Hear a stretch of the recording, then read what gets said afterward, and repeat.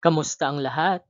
Muli, ito si Teacher JM at welcome sa Filipino 3 Quarter 2 Reviewer with Answer Key ng Revised K-12 Curriculum.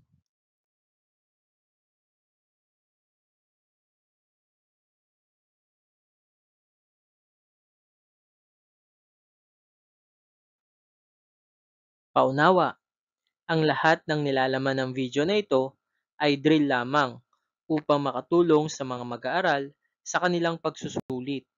Maraming salamat po sa inyong pangunawa. Ating basahin ang panuto. Piliin ang titik ng tamang sagot.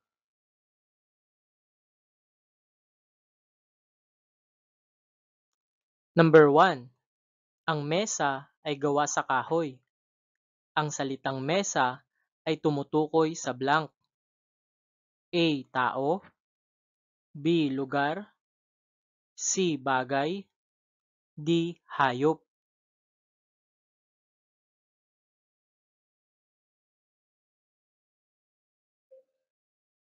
Number 2. Ano ang kasalungat ng salitang mabait? A. Magalang. B. Masama. C. Masipag. D. Matulungin.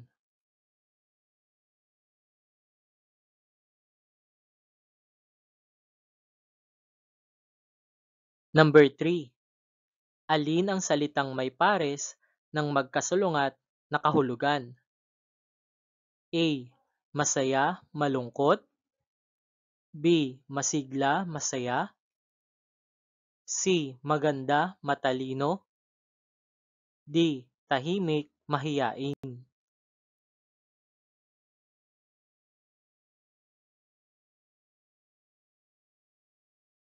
Number 4. Alin sa mga sumusunod ang salitang ugat ng kabaitan? A. Bait. B. Kabait. C. Kabaitan. D. Mabait.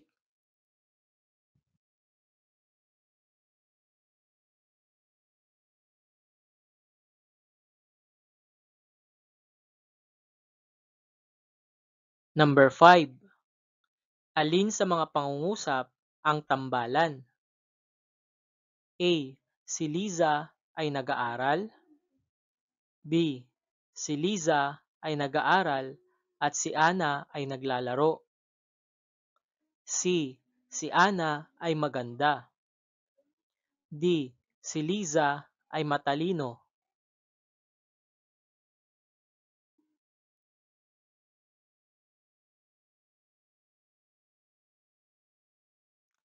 Number 6. Alin sa mga ito ang halimbawa ng pangatnig? A. At. B. Ng.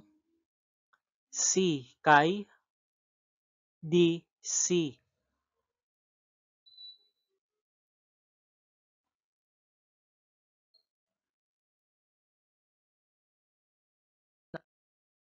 Seven. Alin ang pang-ugnay na ginagamit sa pangungusap?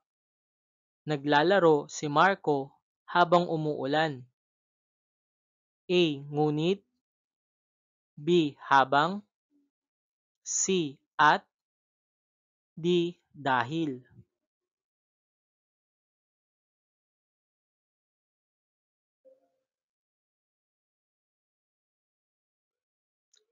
Eight. Alin ang sugnay na nakapag-iisa sa pangungusap? Siya ay nagsulat at nagbasa. A. Siya. B. Nagsulat. C. At nagbasa. D. Siya ay nagsulat.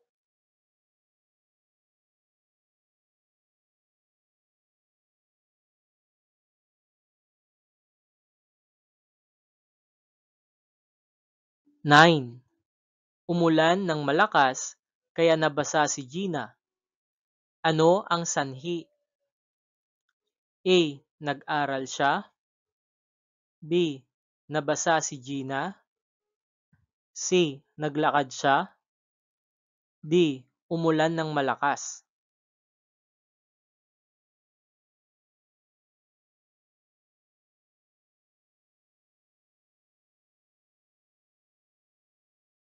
10. Umulan ng malakas kaya nabasa si Gina. Ano ang bunga? A. Nag-aral siya. B. Nabasa si Gina. C. Naglakad siya. D. Umulan ng malakas.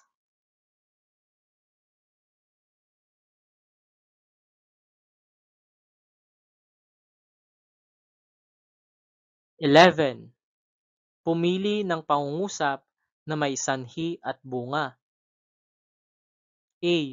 Umalis si Ana at si Liza. B. Bumagsak siya dahil hindi siya nag-aral. C. Masaya si Liza. D. Maganda si Ana.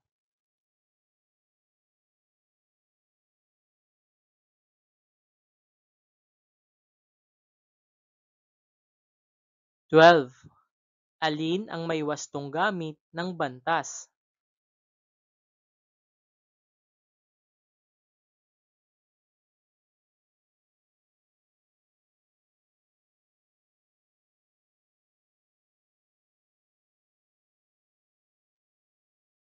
/ 13. Alin ang pangungusap na pasalaysay? A. Ang bata ay masipag mag-aral. B. Pumila ka na. C. Sino ang kasama mo? D. Aray.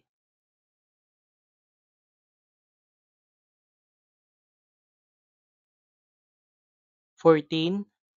Alin ang pangungusap na padamdam? Ang bata ay masipag mag-aral. B. Pumila ka na. C. Sino ang kasama mo? D. Aray.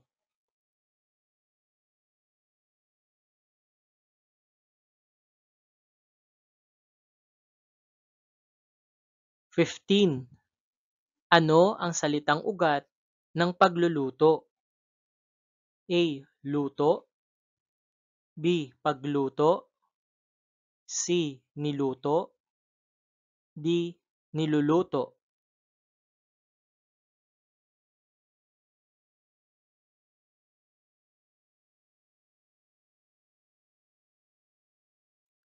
16.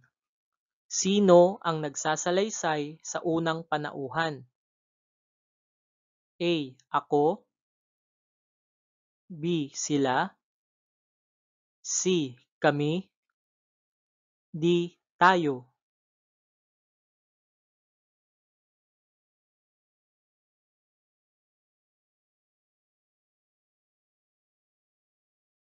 17. Maglalaro kami mamaya. Ang salitang mamaya ay naglalarawan ng blank. A. Kulay. B. Paraan. C. Panahon. D. Pasyalan.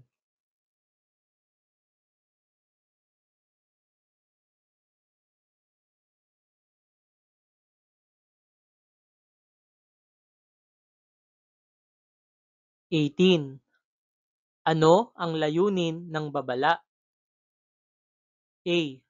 Magbigay alam sa mga tao upang makaiwas sa panganib. B. Magpatawa sa mga tao. C. Magbigay ng impormasyon tungkol sa produkto. D. Magimbita sa pagtitipon.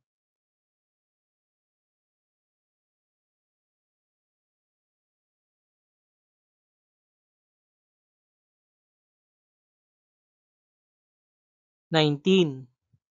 Ano ang ibig sabihin ng tekstong impormatibo? A. Nagbibigay ng impormasyon o kaalaman.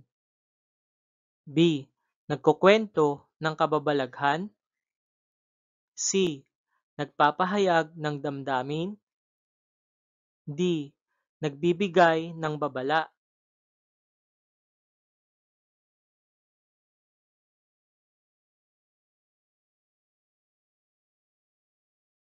20. Alin sa mga ito ang halimbawa ng tekstong impormatibo? A. Nobela. B. Talumpati. C. Balita tungkol sa bagyo. D. Kwento ng kababalaghan.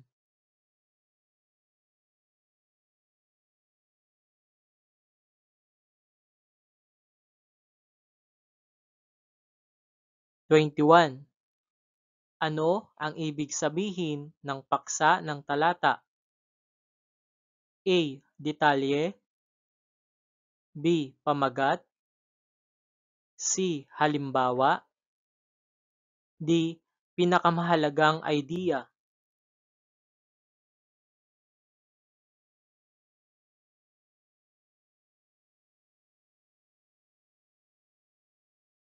22. Alin ang nagpapakita ng pagkasunod-sunod?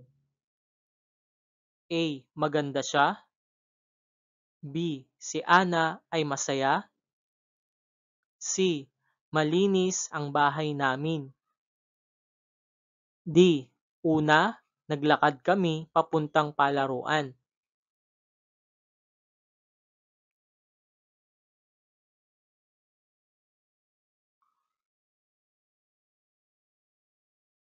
23. Alin sa mga pangungusap ang may paghahambing?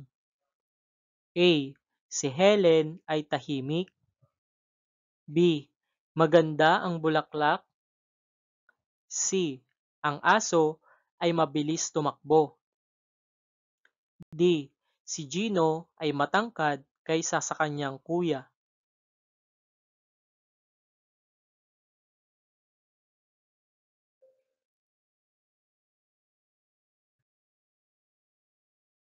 24. Ano ang tamang paggamit ng malaking titik?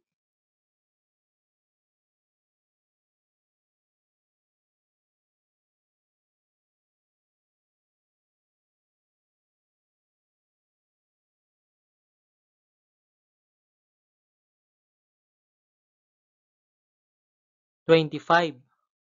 Ano ang wastong pagkasunod-sunod ng mga pangyayari? A. Nagising, kumain, naghugas ng kamay. B. Nagising, naghugas ng kamay, kumain. C. Naghugas ng kamay, nagising, kumain. D. Kumain, nagising, naghugas ng kamay.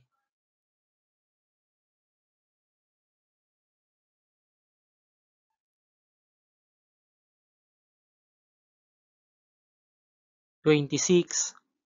Ano ang ibig sabihin ng kasabihang ang magalang na sagot ay nakapagpapakalma ng galit? A. Ang paggalang ay nakabubuti. B. Dapat sumagot ng pasigaw. C. Huwag makinig sa galit. D. Dapat laging galit.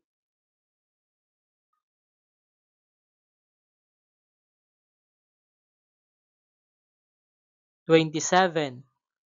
Ano ang ibig sabihin ng salawikain na pag may tiyaga ay may nilaga? A. Ang taong masipag ay nagtatagumpay. B. Kumain ng nilaga araw-araw. C. Huwag maghintay. D. Tumigil sa paggawa.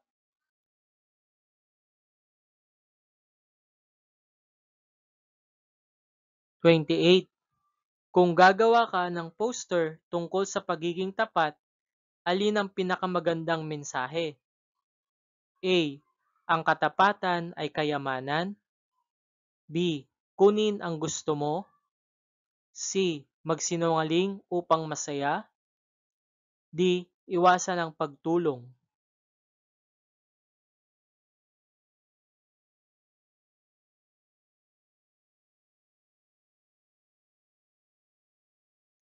29. Alin sa mga pangungusap ang may pang-ukol? A. Si Linda ay mabait. B. Masarap ang ulam. C. Maganda ang panahon. D. Ang pusa ay nasa ilalim ng mesa.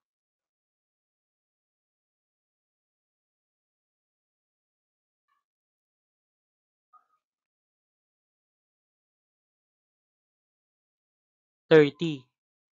Alin sa mga ito ang ginamitan ng pang-angkop? A. Masaya bata. B. Malaki bahay. C. Maganda dalaga. D. Mabuting kaibigan.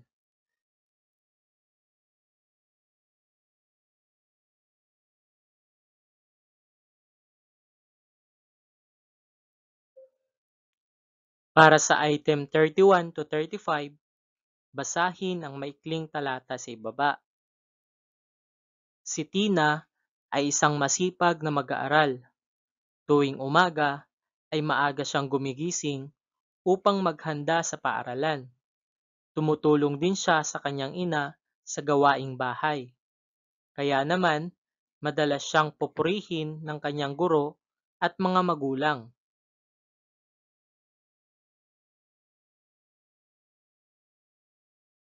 31. Ano ang ugaling pinakita ni Tina? A. Katamaran. B. Kasipagan. C. Kalungkutan. D. Katigasan ng ulo.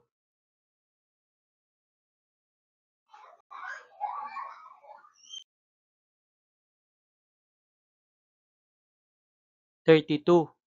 Ano ang ginagawa ni Tina tuwing umaga? A. Naglalaro. B. Gumising ng maaga. C. Natutulog pa rin. D. Kumain sa labas.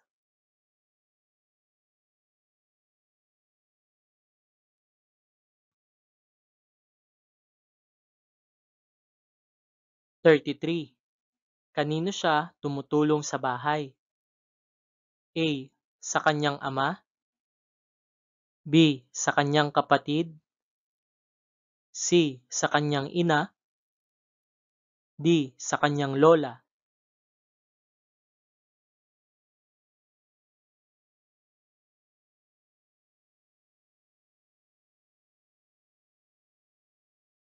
34.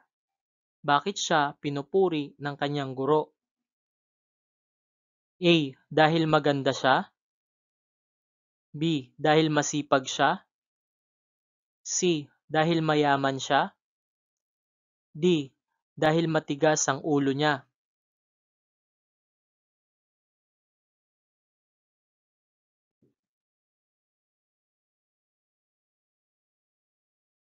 35.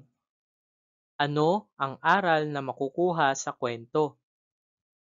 A. Maging tamad. B. Maging masipag at tumulong sa bahay. C. Matulog ng matulog. D.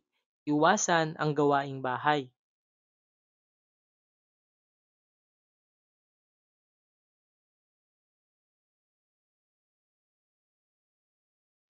36.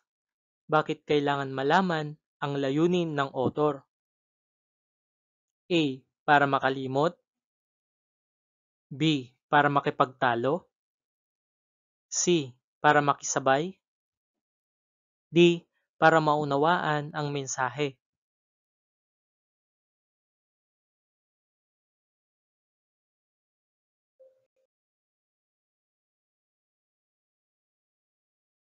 37. Kung ikaw ang author, paano mo ipapahayag ang layunin mo? A. Sa pagtawa. B. Sa pag-aaway. C. Sa panlilinlang. D. Sa malikhaing pagsulat.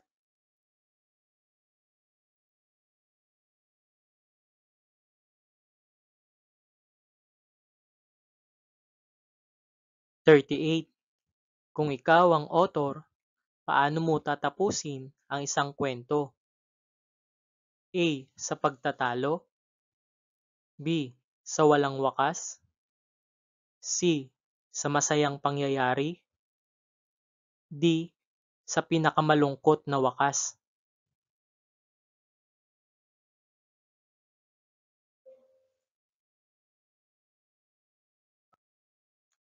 39. Alin sa mga pangungusap ang may wastong gamit ng nang at ng?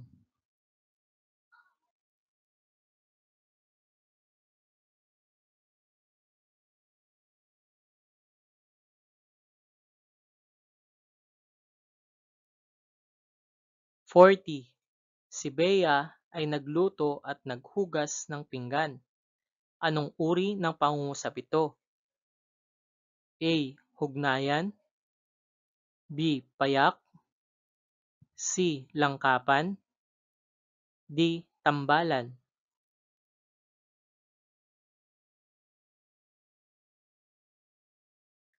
Narito ang susi ng pagwawasto.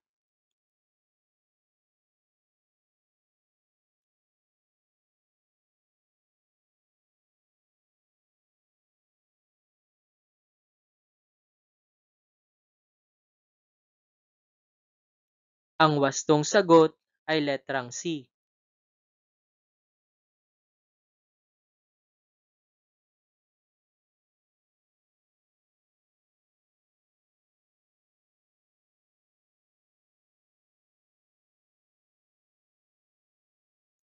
Ang wastong sagot ay letrang B.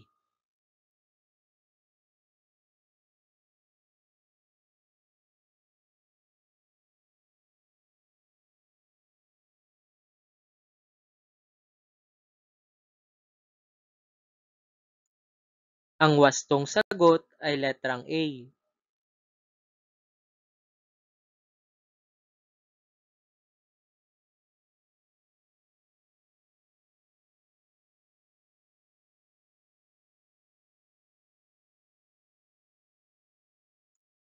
Ang wastong sagot ay letrang A.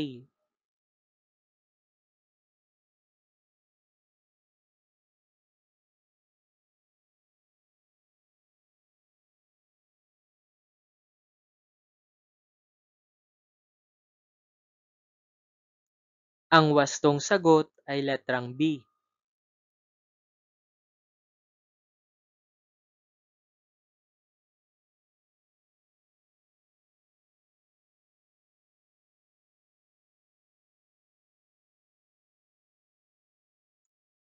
Ang wastong sagot ay letrang A.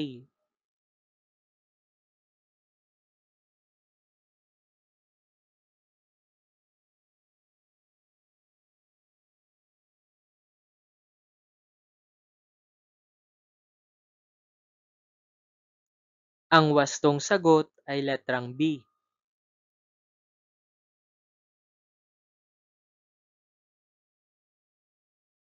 Ang wastong sagot ay letrang D.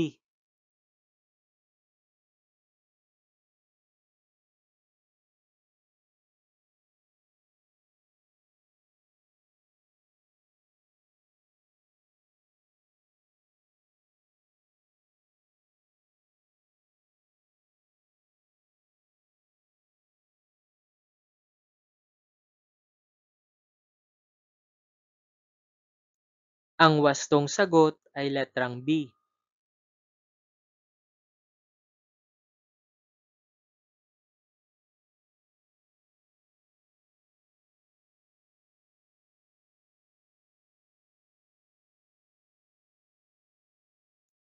Ang wastong sagot ay letrang B.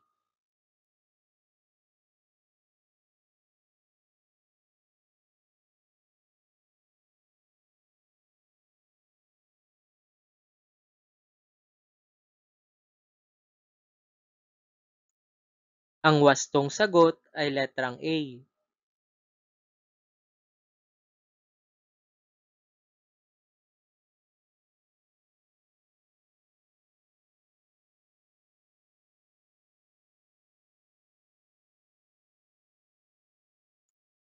Ang wastong sagot ay letrang A.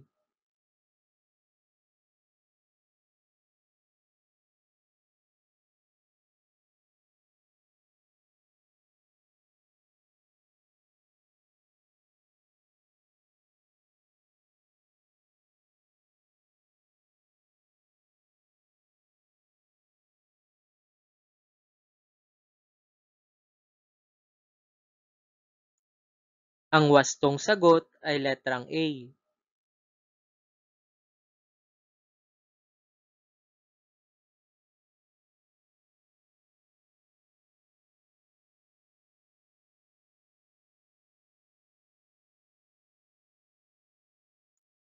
Ang wastong sagot ay letrang A.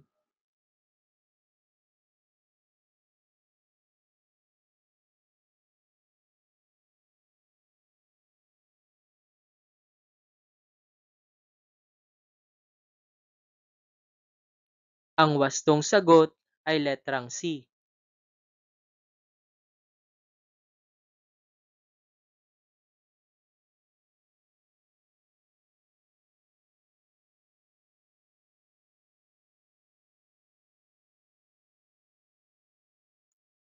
Ang wastong sagot ay letrang A.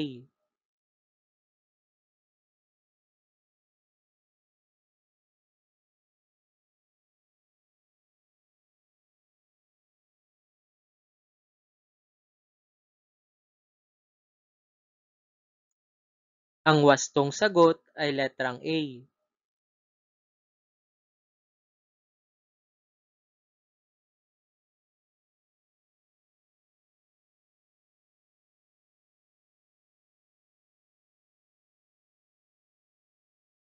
Ang wastong sagot ay letrang C.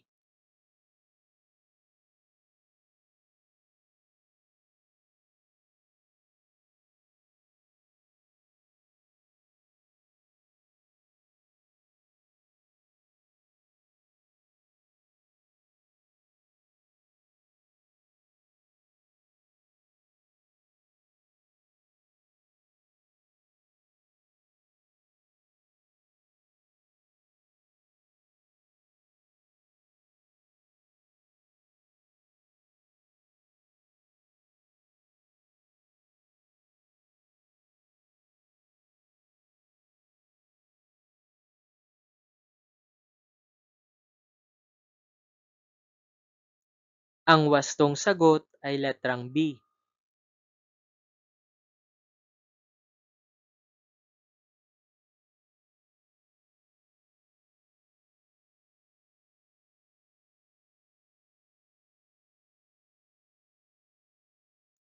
Ang wastong sagot ay letrang B.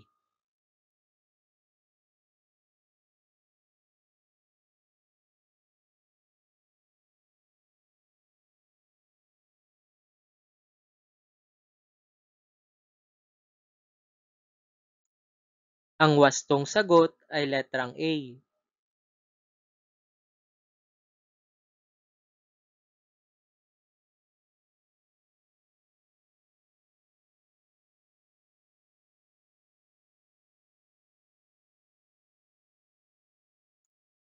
Ang wastong sagot ay letrang A.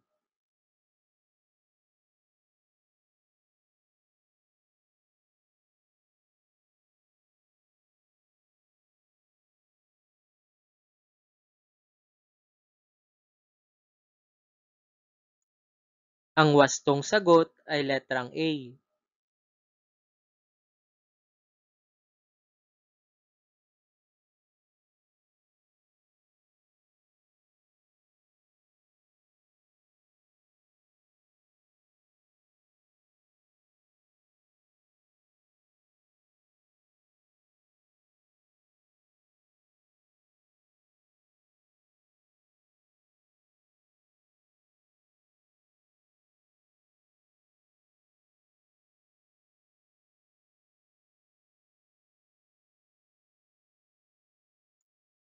Ang wastong sagot ay letrang A.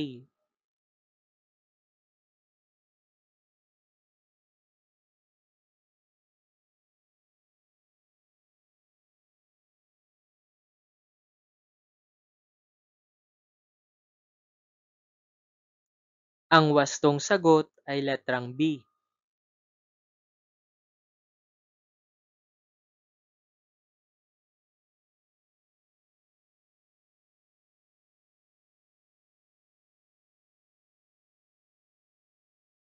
Ang wastong sagot ay letrang C.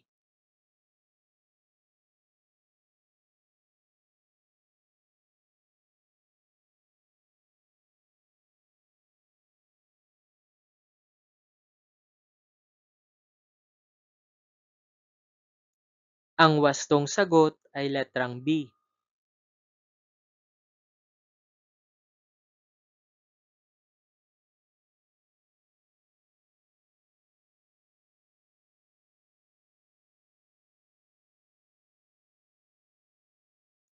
Ang wastong sagot ay letrang B.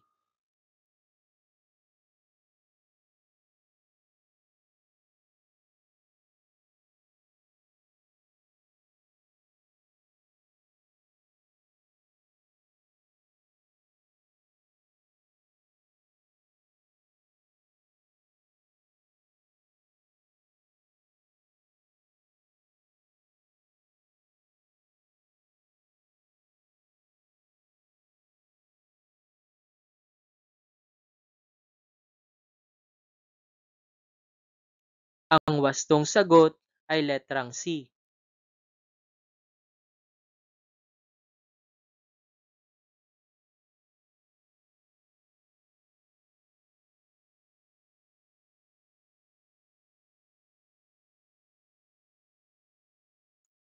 Ang wastong sagot ay letrang A.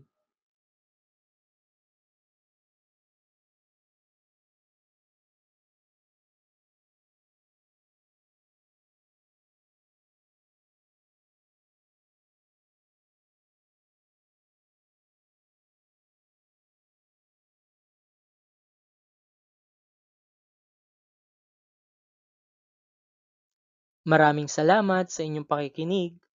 Muli, ito si Teacher JM at huwag kalimutang mag-subscribe sa ating YouTube channel. Please like, comment, and share, and click the notification bell for more videos.